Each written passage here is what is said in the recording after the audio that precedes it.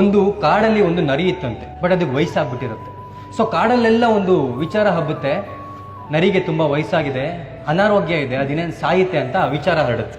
So ಕಾಡಲ್ಲಿದ್ದಂಥ ಸಣ್ಣ ಪುಟ್ಟ ಪ್ರಾಣಿಗಳು, ಈ ಮೊಲ ಆಗಿರ್ಬೋದು, ಜಿಂಕೆ, ಇವೆಲ್ಲವೂ ಕೂಡ ನರಿನ ನೋಡೋದಕ್ಕೆ ಅಂತ ಆ ನರಿ ಒಂದು ಗುಹೆಯಲ್ಲಿರುತ್ತೆ, ಆ ಗುಹೆ ಹತ್ರ ಹೋಗುತ್ತೆ. ಎಲ್ಲ ಬಂದು ಹೋಗ್ತಾರೆ. ಸಂಜೆ ಮೇಲೆ ಒಂದು ಮಂಗ ಅದೆಲ್ಲ ಹೊರಗಡೆ ಇದಕ್ಕೆ ಹೋಗಿತ್ತು ಆಟ ಆಡೋಕ್ಕೆ. ಸಂಜೆ ಬರುತ್ತೆ. ಸಂಜೆ ಬಂದು ಆ ನರಿ ಇರುವಂಥ ಗುಹೆ ಹತ್ರ ಹೋಗುತ್ತೆ. ಶಾಕ್ ಆಗಿ ನಿಂತ್ಬಿಡುತ್ತೆ.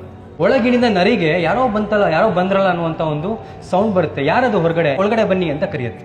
ಆಗ ಹೊರಗಿರುವಂಥ ಮಂಗ ಹೇಳುತ್ತಂತೆ, ಯಾವ ನಂಬಿಕೆ ಇಟ್ಕೊಂಡ್ಬರ್ಲಿ, ನಿನ್ನ ಗುಹೆ ಒಳಗಡೆ ಪ್ರಾಣಿಗಳು ಬಂದಿರುವಂತಹ ಹೆಜ್ಜೆ ಗುರುತಿದೆ ಬಿಟ್ರೆ ಹೊರಗಡೆ ಹೋಗಿರುವಂತಹ ಹೆಜ್ಜೆ ಗುರುತೇ ಇಲ್ಲ. ಯಾವ ನಂಬಿಕೆ ಇಟ್ಕೊಂಡು ಒಳಗೆ ಬರಲಿ ಅನ್ನತ್ತೆ.